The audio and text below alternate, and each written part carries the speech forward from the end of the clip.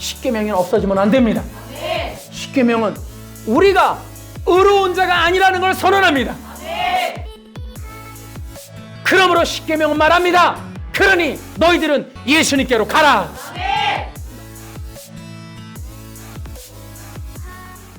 마지막 시대에 거짓 선지자들의 미혹과 거짓의 역사가 있을 것이라고 마태복음 24장에 기록되어 있고 우리가 그것을 살펴보고 있는 중입니다. 그들은 마지막 시대에 나타나서 구원의 문을 막고 영혼들을 멸망에 이르도록 속이고 꿰는 자들입니다. 그렇기 때문에 마지막 시대에 거짓 선지자들의 출현과 그들의 실체를 알고 주의하고 경계해야 합니다.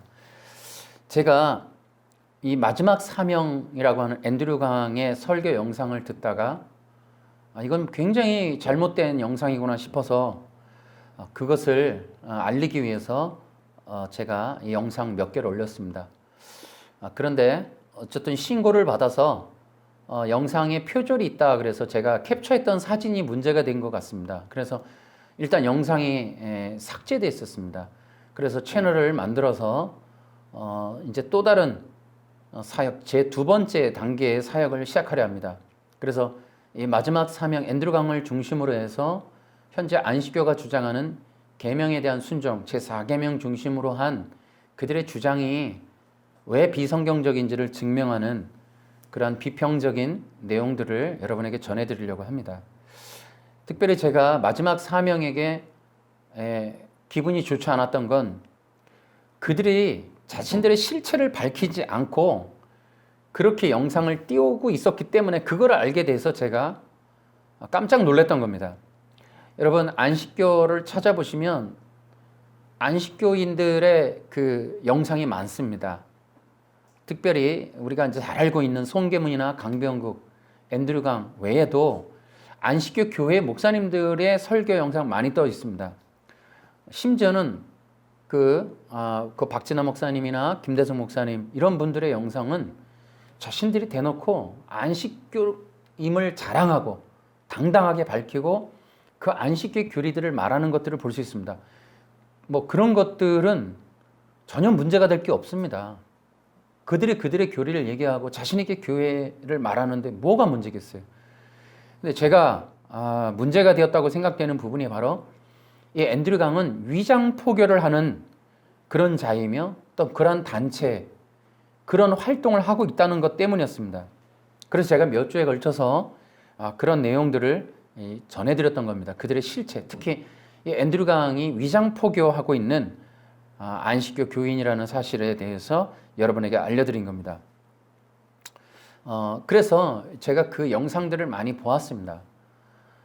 그랬더니 이 앤드류 강의 영상을 이제 차례대로 제가 그 많은 영상을 다 말할 수는 없지만 대략적으로 아주 문제가 되는 내용들이나 또 그들의 내용들을 총체적으로 이 구성이 어떻게 구성되어 있는지를 좀 앞으로 몇 개의 영상들을 가지고 설명해 드리려고 하는데요.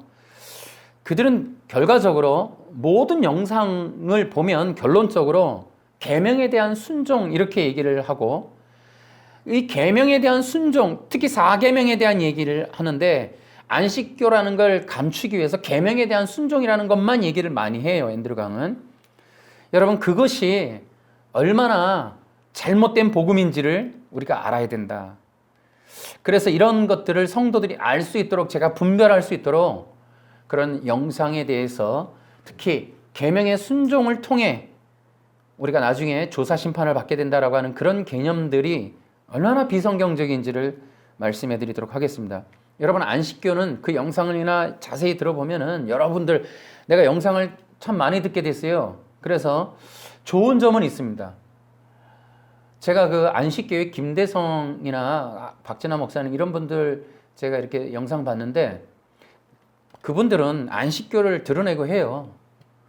그런데 나름대로는 자신들의 교리를 가지고 충실히 설교하려고 애를 쓰는구나라는 인상을 받았어요. 그런 면에서 우리 목사님들도 분발해야 되지 않나라는 생각은 합니다. 우리는 우리대로의 어떤 귀한 성경의 진리를 가졌다고 하는 정통이라 하면 정말 더 많이, 더 확실하게 더 많이 증거되는 영상들이 많아졌으면 좋겠다. 이제 그런 기대감을 갖게 되었습니다. 여러분, 안식교는 1905년에 이 한국에 들어오고 나서 1915년에 이단으로 지목된 이후에 지금까지 사라지지 않고 강성하게 살아 있습니다. 여러분, 그 이유는 그들이 이러한 여러 가지 문제가 있음에도 불구하고, 예를 들어 지옥을 부인하고 영원 멸절, 조사 심판, 이런 것들은 기존의 교회와 너무 다릅니다. 이런 교리들을 가지고도 이렇게 오랫동안 존재한다는 거. 또한 제가 그 김대성 목사님이라는 분의 영상을 들어보니까, 여러분, 그 앤드류 강도 그런 얘기해요. 사탄이가 지구를 공격했다고. 근데 보니까 김대성 목사님 설교를 들어보니까 화인 여사가 환상을 봤는데 이 먼 우주까지 봤다는 거예요. 우주에 어떤 행성이 있는데 거기에 똑같은 인류가 있다는 거예요. 근데 그들이 죄가 없는 인류가 있대요. 그래서 왜 그런가 했더니 선악과를 아직 먹지 않은 인류가 존재한다는 거예요. 그래서 사탄이가 지구를 공격했다는 말은 우리가 생각하는 거랑 달라요. 우리는 지구 외에 다른 행성에 우리와 똑같은 존재가 산다고 믿지 않습니다. 근데 그들은 다른 데도 있기 때문에 사탄이가 지구를 공격했다, 이렇게 얘기를 하는 거예요. 근데 사탄이가 공격하지 않은 다른 행성은 쉽게 얘기해서 먹으라고 유혹을 했던, 선악과는 있지만 아직 유혹을 받지 않아서 선악과를 먹지 않은 다른 인류가 있다는 거예요. 죄를 짓지 않은 다른 인류가 있다는 거예요. 여러분, 이런 논리들이 우리로서는 받아들이기 힘든, 근데 그게 교리예요. 그게 또 답답한 게, 어떤 여자가 환상을 봤는데 그게 교리가 된다는 게, 그게 사실로 성경에 말하지 않은 내용인데 그게 기록돼서 그런 식으로 교리가 됐다는, 여러분, 이것만으로도 여러분 우리랑 너무 달라요. 그런데 여러분, 그들이 그뿐만 아니에요. 예를 들어 계명을 지켜야 된다. 요한계시록, 요한복음, 마태복음에 나오는 것처럼 계명을 지켜야 영생을 얻는다. 계명을 지키고 예수의 증거를 가진 자들이 마지막 시대 성도들이다라고 하는 그런 내용들이 있습니다. 예를 들어 계시록 12장 17절, 계시록 14장 12절에 하나님의 계명과 예수의 증거를 가진 자들, 요한복음 14장 15절에 나를 사랑하면 나의 계명을 지켜라, 이런 구절들을 가지고 십계명을 지키는 자들이 진짜 예수님을 사랑하는 자들이고, 그런 자들이 마지막 시대에 구원받을 백성이다. 그리고 일요일 예배를 드리는 사람들은 짐승의 표를 받는 사람들이고 그들은 속은 자들이고 구원 못 받을 자들이다, 이렇게 얘기하는 것 자체, 이것으로 인하여 여러분 우리와 다른 길을 가고 있는 겁니다. 그래서 이단인 거예요. 여러분, 우리는 뭐예요? 예수님을 믿을 때 영생 얻잖아요. 네. 그들도 설교 계속 이제 들어보니까 두 가지를 말하는 거예요. 예수님을 믿을 때 칭의를 얻는다, 또 이런 얘기를 해요. 그런데 그들은 십계명을 지키지 않으면 구원이 없다, 이렇게도 얘기한단 말이에요. 그러니까 이런 생각이 들어요. 그들은 이러한 논박 속에 자신들이 변명을 해가는 와중에 교리가 더 세워지고 고쳐지고 교정되어지는 가운데, 여러 교회와 이 정통 교단들의 어떤 신학적인 공격들을 다 방어하는 가운데 괴물단지가 된 것 같아요, 교리가. 오히려 우리도 믿음으로 칭의받는다, 어떤 영상에서는 예수님의 구속이 완전하게 끝난 건 아니다, 그래 놓고는 또 우리는 언제 그랬냐, 이상구 박사가 그렇게 얘기하는데 우리는 그렇지 않다, 예수님의 구속으로 완전하다, 이렇게도 얘기하고, 계속적으로 그런 부분들이 충돌을 일으키는 것을 영상을 통해 확인할 수가 있습니다. 여러분 안식교라고 하면 분명하게 물어보시면 간단해요. 내가 예수를 믿었다? 그러면 칭의를 얻었는데 나 일요일 예배를 드리고 있다, 일요일에. 그러면 구원 받느냐 못 받느냐 물어보세요. 여러분, 그들의 답은 뻔합니다. 이게 문제가 되는 거예요, 이게. 여러분, 안식교 마지막 사명도 마찬가지예요. 결국 그의 설교가 굉장히 감동적인 것 같고 영상 수준이 퀄리티가 좋은 것 같아도 그들의 안식교라는 것, 그 한계를 못 벗어나요. 결국 우리 토요일 예배 드리자는 거예요. 그래서 여러분, 이게 뭐냐, 다른 복음이라는 거 이게 결국은 다른 복음이다. 그러면은 우리가 늘 얘기하죠. 진짜 복음이 뭐냐? 진짜 복음은 간단해요. 우리가 전하는 진짜 복음은 예수님 외에 다른 복음이 없다는 겁니다. 구원론의 절대 진리는 오직 예수예요. 아멘. 여러분 디모데전서 2장 5절에 보면 이렇게 기록되어 있습니다. 이것을 개역 성경과 쉬운 성경 두 가지를 띄워놓고 제가 쉬운 성경을 읽어드리도록 하겠습니다. 하나님은 오직 한 분이십니다. 하나님께 나아갈 수 있는 방법도 한 가지뿐으로 오직 예수 그리스도를 통해서만 가능합니다. 이것을 위하여 예수 그리스도께서는 사람의 몸으로 이 땅에 오셨습니다. 여러분 우리는 이걸 믿습니다. 아멘. 예수님을 믿는 것 외에 다른 구원의 길이 없다. 아멘. 이게 우리가 믿고 있는 겁니다. 아멘. 여러분 또 에베소서 1장 9절을 보시면 우리에게 한 가지 비밀을 가르쳐 주셨습니다. 그것은 하나님께서 그리스도를 통해 우리를 구원하시려는 뜻을 가지고 계시다는 것입니다. 여러분 성경에 명백하게 기록되어 있습니다. 그런데 다른 복음이 무엇인고 하면 이 복음에다가 무엇인가를 더하는 거예요. 그래서 갈라디아 교회에 들어온 할레파처럼 이 구원에 있어서 예수님 외에 다른 걸 더하고 또 빼고 뒤틀고 혹은 왜곡하면 그게 다른 복음이 되고 그걸 이단이라고 하는 겁니다. 아멘. 예수님을 믿고 나서도 예수님을 믿는 것만 갖고 안 되고 예수님을 믿는다고 구원이 완성되는 게 아니고 예수님을 믿고 나서 무엇을 더 이루거나 해야만 최종 구원이 된다. 예수님을 믿고 무엇 비유풀이를 들어야 또 내가 안식일을 지켜야 또 내가 전도를 많이 해야 그래야 구원이 된다. 이것을 기독교가 말하는 다른 복음이라고 규정하는 겁니다. 아멘. 다른 복음이란 뭐냐? 오직 예수님 한 분뿐이다. 아멘. 구원을 얻을 수 있는 길은 유일하게 예수님 한 분, 예수님 그 한 분밖에는 우리가 구원받을 다른 이름이 없다. 아멘. 여러분 이겁니다. 그런데 이단들은 제가 금방 얘기했듯이 그래 우리도 예수님을 믿어서 칭의를 얘기해. 하지만 성도들이 진짜 구원받았으면 계명을 지켜야지 우리는 아니라는 거예요. 처음부터 끝까지 오직 예수님입니다. 아멘. 우리의 행위나 우리의 조건, 우리가 해야 하는 어떤 규례, 규칙, 순종 이런 모든 것들이 쓰레기와 같다는 거예요. 아멘. 무엇에? 하나님의 의에 도달하기에는 아멘. 이렇게 우리는 규정하는 거예요. 아멘. 자, 제가 이제 나중에 앤드류 강의 설교를 하나하나 제가 변증을 해드리겠습니다. 다음번에 그걸 해드릴 텐데 여기서 이제 제가 얘기를 하면 이제 순종을 하지 말랜다 또 이렇게 나올 거예요. 그 부분을 제가 또 얘기를 좀 해드리겠습니다. 분명하게 기억하십시오. 예수님 외에 다른 무언가를 더하면 기독교 복음이 아닙니다. 아멘. 기독교가 기독교인 이유는 예수님 100%입니다. 아멘. 여러분 우리가 신천지 그렇게 뭐라 하는 건 신천지는 예수님이 50%, 그 다음에 나머지 자신들의 교단이, 교주가, 그던 집단이 유지될 만한 어떤 조건들, 그 집단의 사람들을 끌어들일 만한 특별한, 특수한, 별다른 그런 것들을 주장하는 거 50%, 그것들이 붙여서 구원이 이루어진다. 이게 이단이라는 거예요. 네. 여러분 간단합니다. 안식일을 지켜야, 여러분 보세요. 예수님을 믿고 토요 예배가 아닌 일요일 예배를 드렸다. 그래서 내가 짐승의 표를 받는다? 그래서 구원을 못 받는다? 여러분 이게 비성경적이다 이런 얘기예요. 논리적으로. 아멘. 이것이 예수님 100%가 아니라는 겁니다. 아멘. 그러니까 여러분 기억하십시오. 오직 예수님밖에 없습니다. 아멘. 여러분 또 보세요.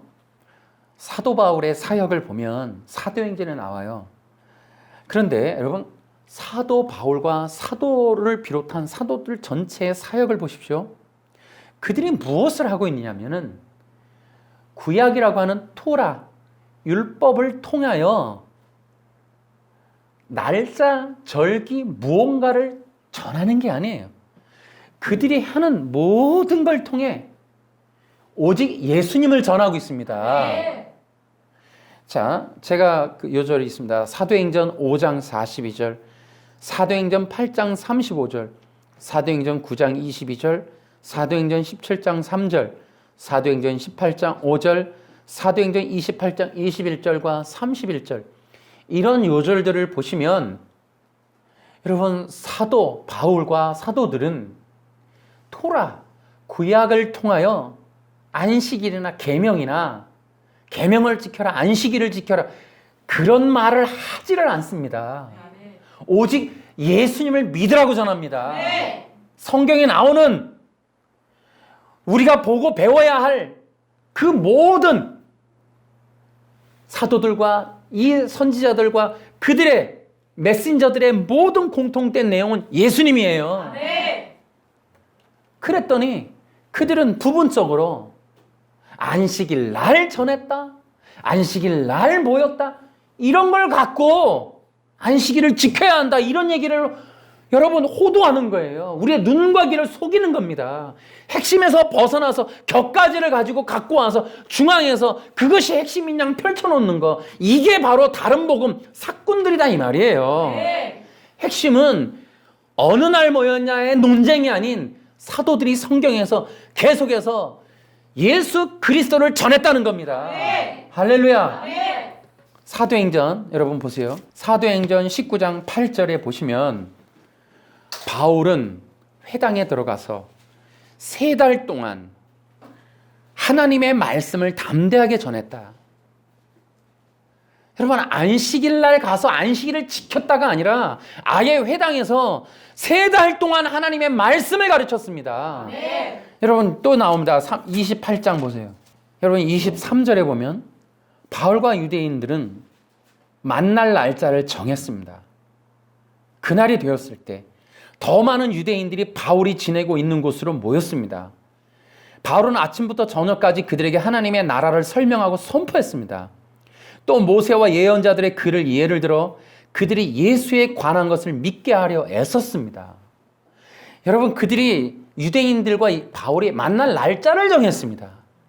안식일을 지키려고 한 게 아니라, 여러분, 이렇게 사도들은 날짜가 중요한 게 아니라 만나서 어느 날 만날까? 우리 언제가 좋을까? 얘기해서 가장 잘 많이 모일 수 있는 날 모여서 그들이 무엇을 했느냐 하면 아침부터 저녁까지 안식일을 지킨 게 아니라 성경, 토라, 모세와 예언자들, 구약을 들어서 예수에 관한 것을 믿게 하려고 애썼습니다.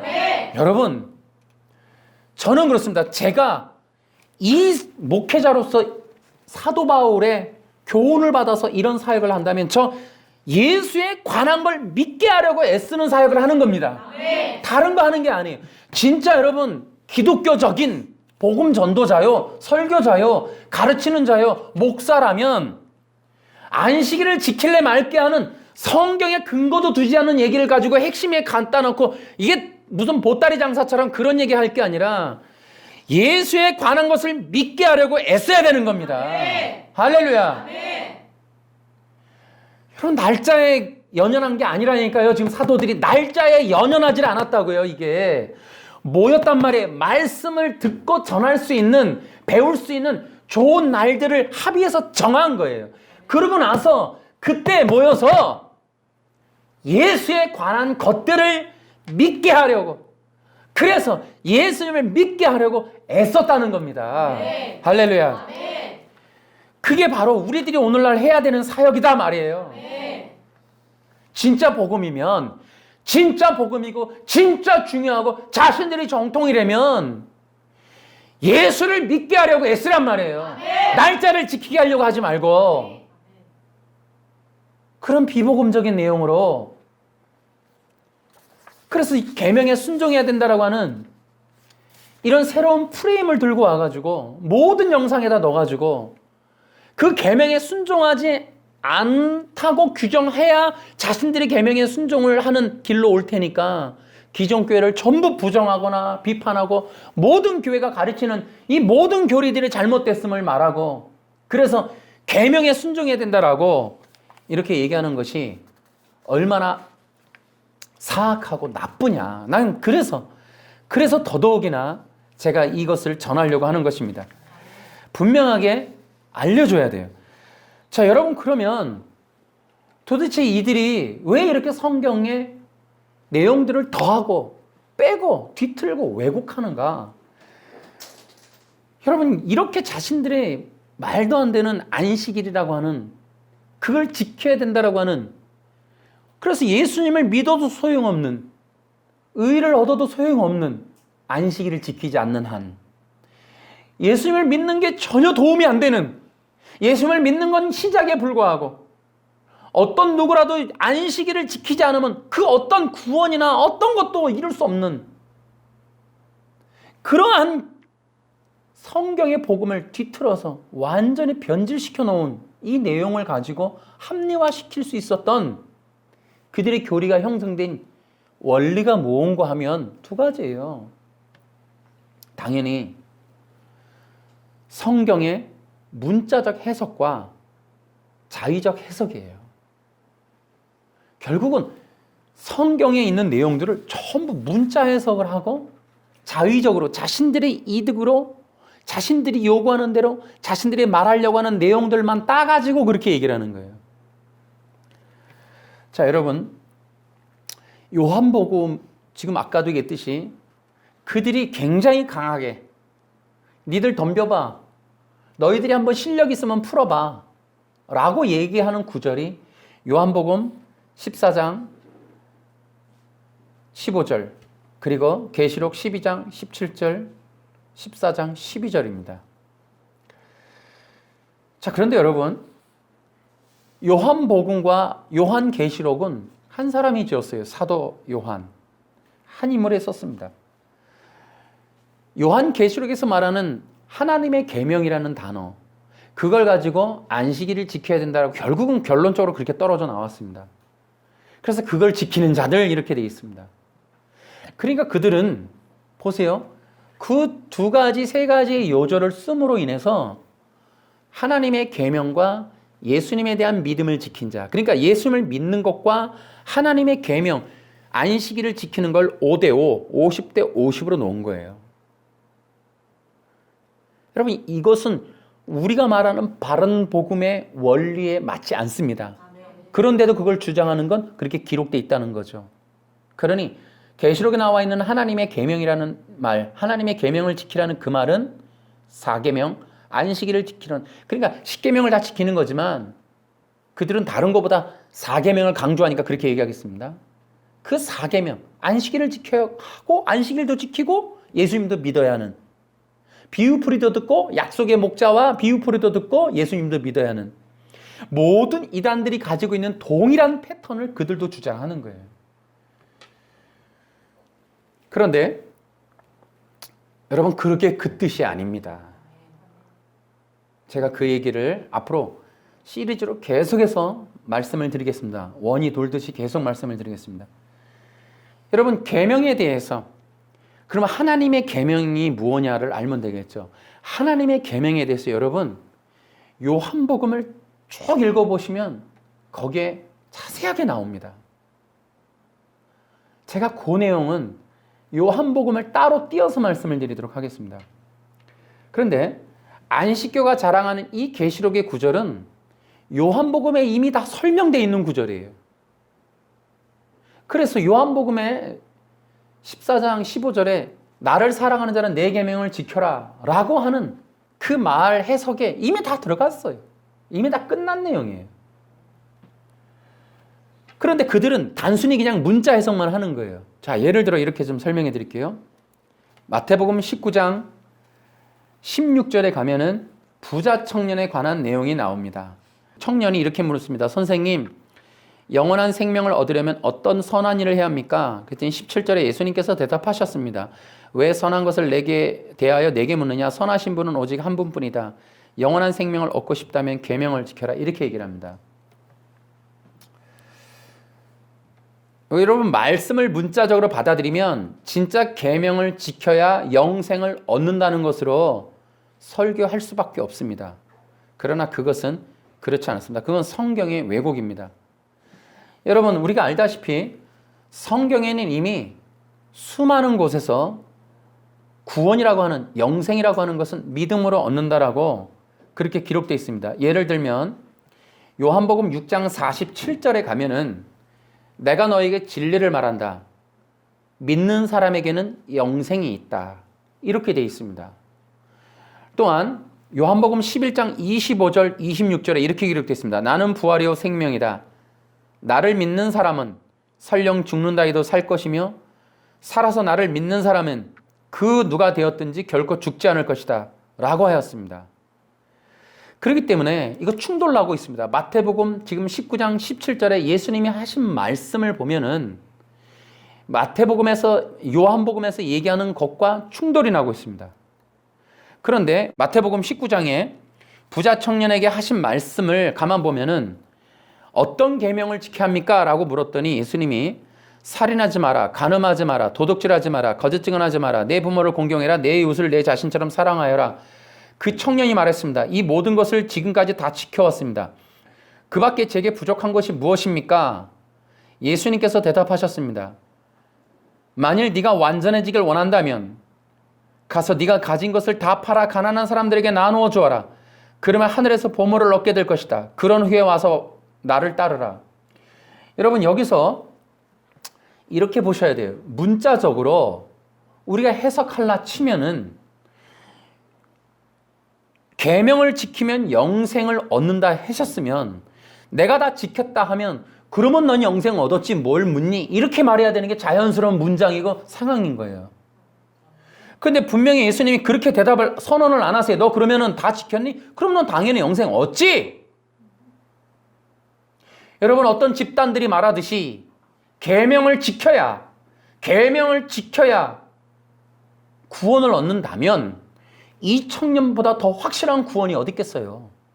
근데 예수님이 그러질 않는단 말이에요.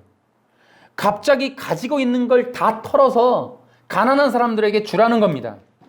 그랬더니 여러분 이 청년이 어떻게 해요? 이 말씀을 들은 청년은 매우 슬퍼하며 떠나갔습니다.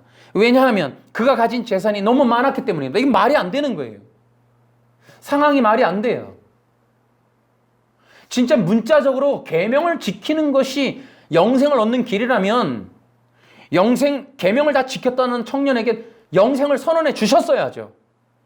그런데 갑자기 뜬금없이 웬 재산 얘기를 하시고 다 팔으라니요. 계명 지키라면서 갑자기. 그랬더니 그 청년이 또 근심하며 갔습니다.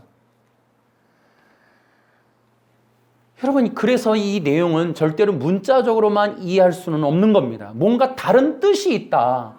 예수님이 말씀하신 게 이게 무슨 뜻이지? 다른 뜻이 있나라고 보는 게 정상인 겁니다. 성경 해석을 문자적이고 자의적으로 자기들이 이용해 먹으면 안 된단 말이에요. 그 성경의 본래의 뜻을 이해하고 그것을 전해줘야 진짜 선지자들이지. 그러면은 이것이 무슨 뜻인가? 이 에피소드는 매우 역설적인 교훈을 담고 있다라는 것을 우리가 알고 여러분 이제 우리가 이 뜻에 대해서 한번 생각해 볼 구절이 있습니다. 로마서 7장 8절입니다. 로마서 7장 8절에 보면 이렇게 되어 있습니다. 7절 로마서 7장 7절부터 읽겠습니다. 그렇다면 우리가 무슨 말을 하겠습니까? 율법이 죄입니까? 절대로 그렇지 않습니다. 율법이 없었다면 나는 죄가 무엇인지 알지 못했을 것입니다. 율법이 탐내지 말라고 말하지 않았다면 나는 탐내는 것이 무엇인지 알지 못했을 것입니다. 그러나 죄는 이 계명을 이용하여 기회를 엿보아 내 속에서 온갖 탐심을 일으켰습니다. 율법이 없다면 죄는 죽은 것이나 다름없습니다. 8절 보십시오. 죄는 이 계명을 이용하여 기회를 엿보아 내 속에서 온갖 탐심을 일으켰습니다. 또 9절에 전에 내가 율법과 상관이 없었을 때 나는 살아 있었습니다. 그러나 계명이 들어오자 죄가 살아났고 나는 죽었습니다. 그래서 생명으로 인도해야 할 계명이 사실 나를 죽음으로 이끄는 계명이 되고 말았습니다. 죄가 계명을 이용하여 기회를 엿보아 나를 속였고 그 계명으로 나를 죽였습니다. 여러분 이 구절에서 바울이 말하는 게 뭐냐? 죄는 이 계명을 이용하여 기회를 엿보아 내 속에서 온갖 탐심을 일으켰다. 그러니까 여러분 계명을 통하여 바울이 말하는 건 죄를 깨달았다는 겁니다. 내 속에 있는 죄를 깨달았다는 거예요. 내가 내 안에 탐심이 있고 탐욕이 있는 걸 몰랐는데 율법, 계명이 들어오자 내 안에 그것이 있는 것들을 깨달아 알게 되었다. 그것들이 계명을 틈타서 살아나왔다. 그래서 내가 율법을 지킨 자 같으나 나는 불의한 자고 탐욕이 있는 자임을 깨달았다 이겁니다. 여러분, 율법, 계명은 우리 안에 있는, 우리에게 있는 나라는 실체에 죄가 있다라는 걸 알게 하는 도구입니다. 사람들이 율법을 통해서 죄를 알게 된다, 이것 뜻입니다. 인간 속에 있는 죄의 실체. 그래서 보세요. 여러분, 인간이라고 하는 존재가 왜 예수를 믿어야 하는가, 왜 구원받아야 하는가라는 걸 알게 하기 위하여 죄에 대한 이 탐심을 드러내는, 실체를 드러내는 계명이 등장해야 되는 겁니다. 이 계명이 있을 때에 사람들은 드디어는 내가 죄인인 걸 깨닫고 예수님을 믿게 되는 겁니다. 그래서 바울이 로마서 3장 20절에 율법은 우리가 죄인이라는 사실을 알게 해줍니다 라고 기록되어 있어요. 그러니까 율법은 뭐라고요? 우리가 죄인이라는 사실을 알게 해주는 겁니다. 여러분, 그것을 갈라디아서 3장 22절에 또 이렇게 기록되어 있습니다. 성경은 온 세상이 죄에 갇혀 있다는 것을 보여주었습니다. 그러니까 여러분, 지금 구약이라고 하는 토라, 율법과 지금 계명을 바울은 함께 쓰고 있습니다. 같은 의미로 쓰고 있습니다. 그것을 모세의 글과 선지자의 글이라고 말했던 것처럼 이 구약이라고 하는 성경은 온 세상이 죄에 갇혀 있다는 것을 보여주는, 죄를 깨닫게 하는 발판이라는 겁니다. 그러면 그 죄를 알게 된 자들은 어떻게 해야 되는가? 여러분, 로마서 7장 지금 24절을 우리가 한번 다 같이 한번 읽겠습니다. 로마서 7장 24절. 자, 시작. 나는 참으로 비참한 사람입니다. 누가 나를 이 사망의 몸에서 구원해내겠습니까? 그렇습니다. 바울이 뭐라 그러냐면 누가 나를 이 사망의 몸에서 구원해내겠는가? 그 다음에 뭐라고 되어 있습니까? 25절에 우리 주 예수 그리스도로 인하여 하나님께 감사합니다. 바로 이것이 바로 바울의 답이에요. 그리고 이것을 갈라디아서 3장 24절에 또 이렇게 기록하고 있습니다. 갈라디아서 3장 24절에 그리스도께서 오시기 전까지는 율법이 우리의 선생이었습니다.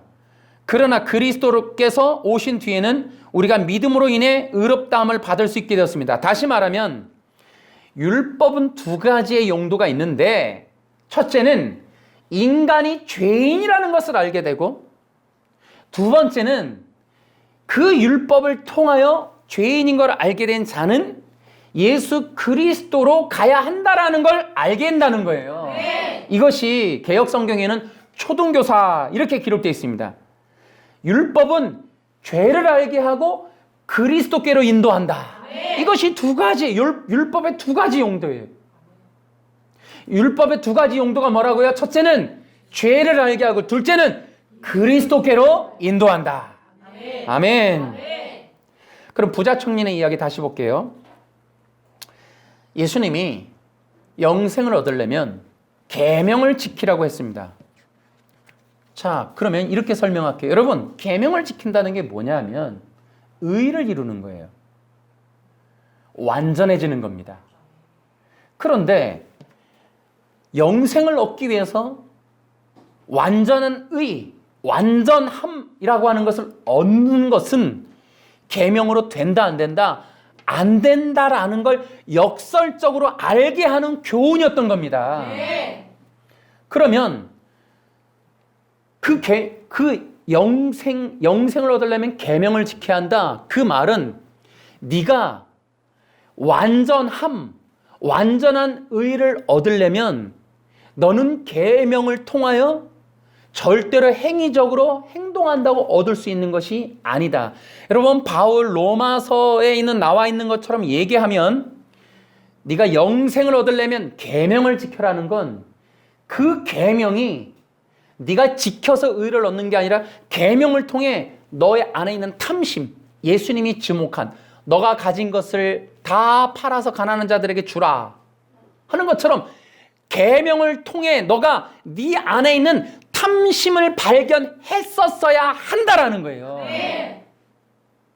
그것이 계명을 지키는 거예요. 계명을 지키라고 하는 것은 그 계명을 통해 내가 탐심을 가지고 있구나. 그러니 나는 계명을 어떤 식으로 지킨다 해도 완전함, 의에 이를 수 없구나. 내 안에 있는 탐심을 해결하지 않는 이상 안식일을 지키고 부모를 경경하고 무엇을 한다 해도 이 탐심 어찌할 거냐는 거죠. 그것을 깨닫는 것이 계명을 지키는 거라는 거예요. 그게 예수님의 역설적 교훈이란 말이에요. 그러니까 그 청년이 그렇게 완전함이라고 하는 계명을 통해 완전함을 이룰 수 있는 방법은 그 안에 죄를 깨닫고 속죄의 구세주로 오신, 속죄의 어린 양으로 오신 예수, 그 메시아로 오신 눈앞에 계신 예수님을 어떻게 하라? 믿으라는 거예요. 그게 요한복음 14장에 나오는 나를 사랑하면 내 계명을 지켜라! 이 말과 똑같은 겁니다, 여러분.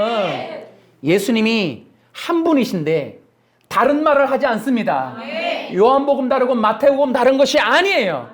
그렇다면 성경의 복음서가 될 수도 없고 진리가 되지도 않습니다.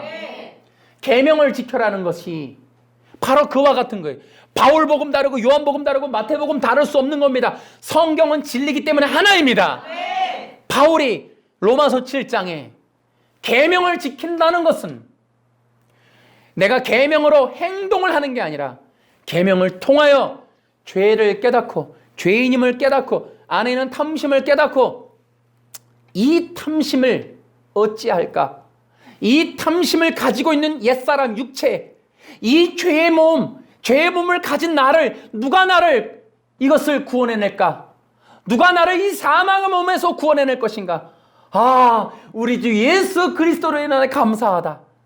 바로 이 어린 양 대신 예수님에게 가야 이 탐심의 문제가 해결되어 드디어는 내가 계명이 요구하는 완전함, 의에 이를 수 있구나 라는 걸 깨닫는다는 겁니다. 이게 계명을 지키는 거예요. 그게 바로 마태복음에서 예수님이 부자 청년에게 요구한 영생을 얻으려면 계명을 지켜라, 그 뜻입니다, 여러분. 여러분, 사람들이 생각해 보십시오. 도덕적인 사람이 있어요. 교회에 오셨어요. 교장 선생님이고 또 훌륭한 인품과 다 갖고 있어요. 그들이 여러분 교회를 열심히 참석하고 헌금을 잘하고 무엇을 한다 해도 여러분 그들이 하나님의 의에 이르는 것이 아닙니다. 그들은 절대로 행동적으로 살인이나 간음이나 도적질이나 욕 한마디 안 하고 흠 하나 없이 착하게 온전하게 건전하게 거룩하게 살았다. 그 행동적인 것으로 안 된다. 그것이 바로 부자 청년이 주는 교훈입니다. 사람들은 착각한단 말이에요. 저 사람이 무슨 죄가 있을까? 회개할 게 뭐 있겠어? 여러분, 이게 비성경적인 생각이라는 겁니다. 성경이 말하는 건 여러분, 인간으로서 어느 누구도 완전함, 의에는 이를 수 없다. 그가 어떤 일을 했고 어떤 삶을 살았든 그에게 있어서 반드시 죄인임, 그 안에 있는 탐심, 탐욕, 그 안에 자기중심적인, 그 안에 자기가 하나님 되고자 하는, 갖고 싶고 되고 싶고 먹고 싶고 취하고 싶은 그러한 인간의 욕심과 탐심이 가득한 자라는 것을 깨달지 못하는 한 그는 절대로 예수님을 찾지 않을 것이고, 그것을 기준으로 죄를 깨달지 않는 한, 죄인임을 알지 않는 한 그가 믿는 예수는 가짜입니다, 여러분. 할렐루야. 그래서 교회는 무엇을 해야 되느냐? 그래서 항상 얘기하는 게 율법이 온 이후에야 복음이 오는 것이다. 그래서 행위 언약이 와야 은혜 언약이 온다. 이 프레임을 건단 말이에요. 그러나 하나는 맞아요. 여러분, 교회는 반드시 율법이 선언돼야 됩니다. 계명이 선언돼야 됩니다. 계명이 증거되어야 사람들이 예수님을 찾는 겁니다. 계명이 없으면 죄가 죄인 줄 몰라요. 자기가 죄인임을 몰라요. 여러분, 놀랍게도 십계명은 함축된 내용이에요. 수많은 모세의경 토라 전체에 함축된 내용인과 다름이 없습니다. 즉 로마서가 혼용하면서 쓰고 있습니다. 다시 말하면 십계명만으로도 그것이 본질적인 해석이 되어지면 인간의 속에 내재된 그 모든 죄성들을 다 깨달아 알 수 있다는 겁니다. 십계명만으로 인간이 절대 어떤 누구라도 어떤 삶을 살았어도 의롭게 될 수 없다라는 게 드러난다는 거예요. 십계명 앞에 서면, 십계명이 들이대어지면, 십계명을 마음대로 그들이 알기만 한다면, 성경적으로 십계명을 알기만 한다면 여러분, 어떤 인간이라도 의롭지 않음이 드러날 것입니다. 그러면 그들은 반드시 예수님을 찾는다는 겁니다. 예수님 없이 자신들이 절대로 의로움, 완전함에 이룰 수 없다라는 걸 깨닫게 되는 게 십계명이라는 사실이에요. 할렐루야. 이러한 성경 신학적인 계명, 율법의 이해가 없이 문자적이고 자의적으로 해석해서 안식일에 때려 맞추고 두들겨 맞추려고 전부 문자적으로 자의적으로 다 왜곡해서 마태복음 19장의 부자 청년에게 했던 예수님이 영생을 얻으려면 계명을 지켜라, 그것을 문자적으로 해석하고 진짜 그렇게 말한 것이냐, 그래서 진짜 계명을 지키면 영생을 얻을 수 있느냐, 그런 거짓된 해석, 자의적 해석, 문자적 해석은 성경의 모든 내용과 정면 충돌할 뿐더러 비성경적인 내용입니다. 그런 것들을 여러분 속지 마시기 바랍니다.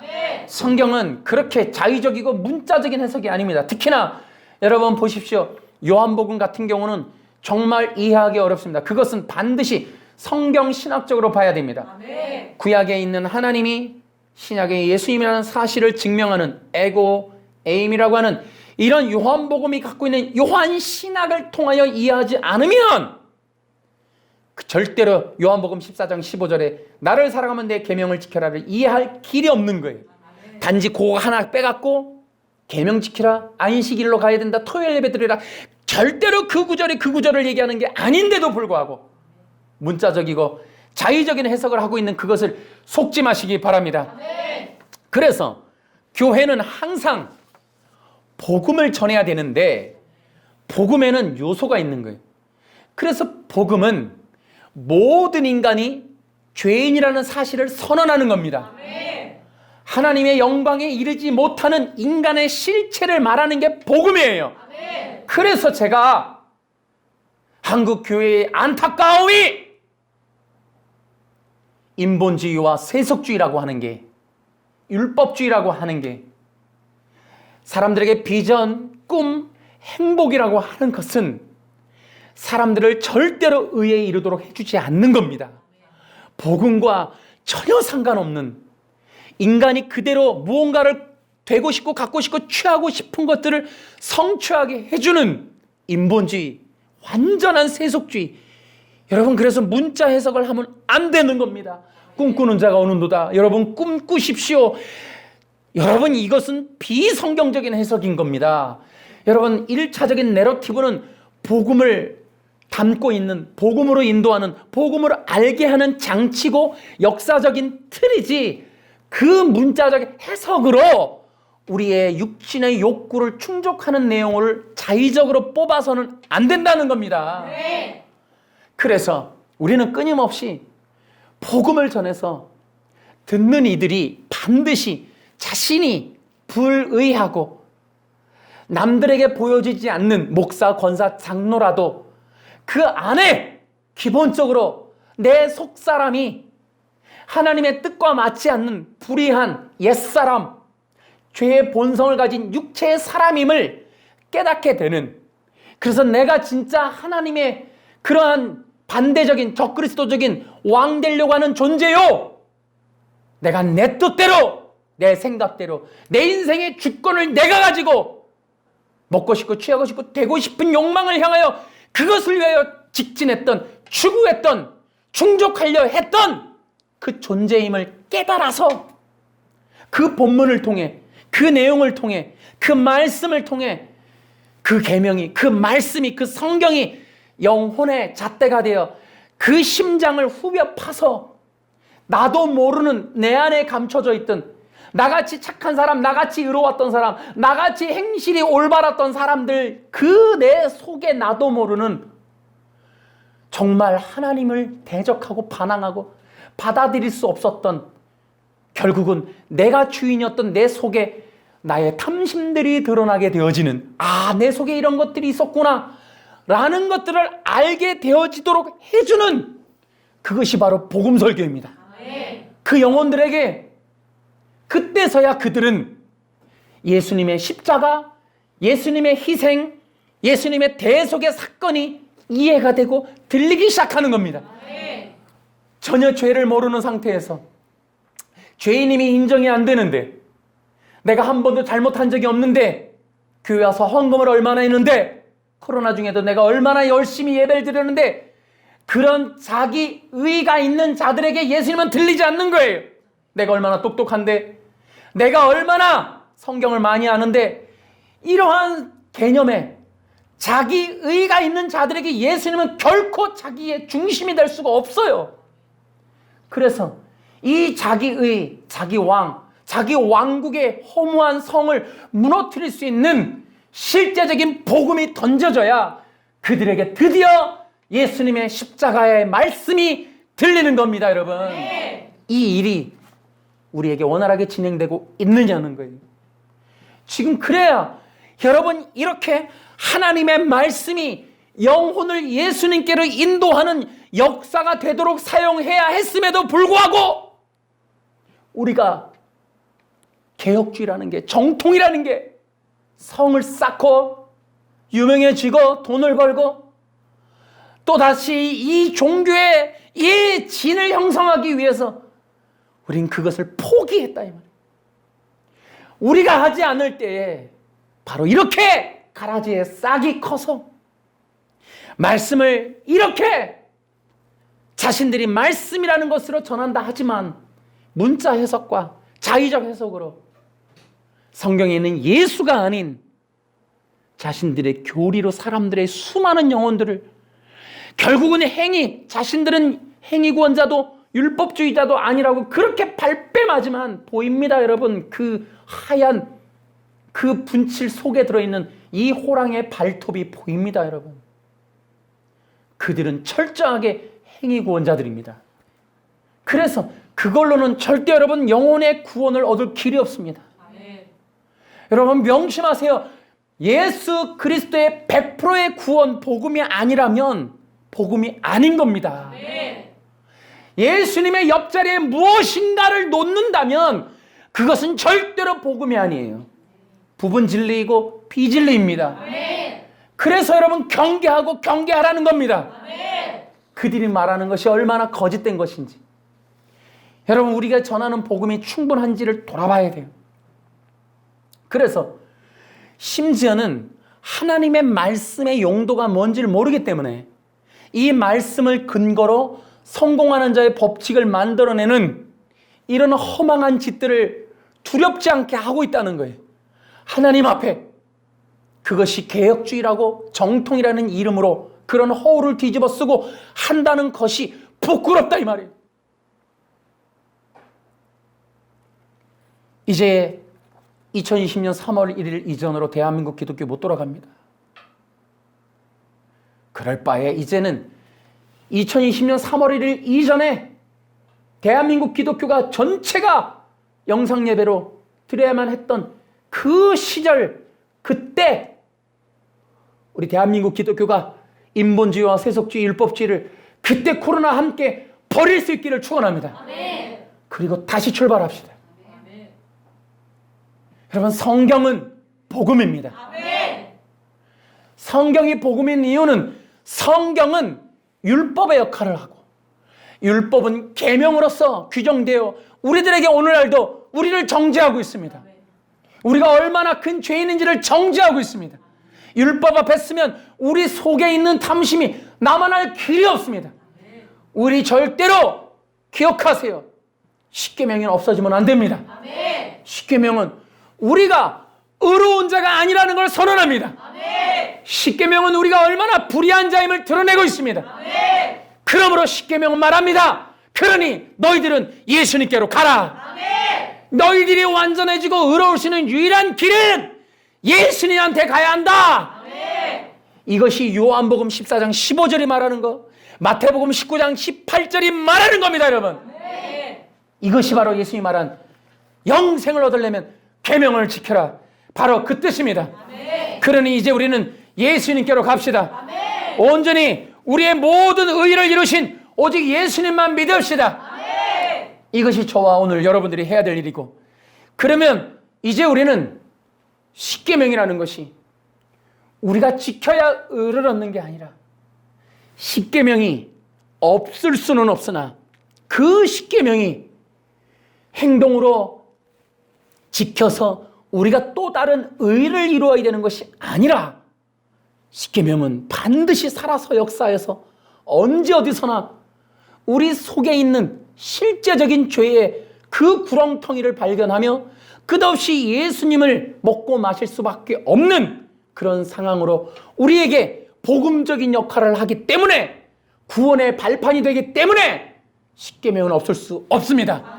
십계명이 없다면 우리는 죄인인 걸 모를 겁니다. 그러면 회칠한 무덤이 될 것이고, 그것으로 인하여 우리는 자기 의로서 하나님 앞에 나가려고 하는 가인의 제사를 쌓는 역할밖에는 할 수가 없습니다. 하나님의 말씀, 창세기 2장 17절은 십계명과 같아서 우리로 하여금 우리 안에 불의함이 있다는 걸 알게 하고, 그것으로 인하여 우리는 우리 스스로의 의가 아닌 반드시 하늘로부터 오는 하나님의 아들이신 그리스도, 곧 우리의 의가 되실, 우리의 생명이 되시고 우리의 완전함이 되실 바로 어떤 분, 메시아, 구세주가 와야 하고, 나는 그분을 믿어야 하고, 그분이 아니라면, 그분을 붙잡는다면 나는 절대로 구원을 얻을 수 없다는 그 진리를 십계명이 전하고 있다는 사실을 믿으시기 바랍니다, 여러분. 십계명은 복음입니다. 예수님입니다. 그것이 요한복음 14장 15절, 계시록 14장 17절, 12장 17절 이런 데서 말하고 있는 내용이라는 것을 여러분 기억하시고, 온전히 여러분 예수 그리스도를 믿고 따르시기를 바랍니다. 이것이 성경 전체가 우리에게 전해주는 복음입니다. 할렐루야. 예수님께 영광. 아멘.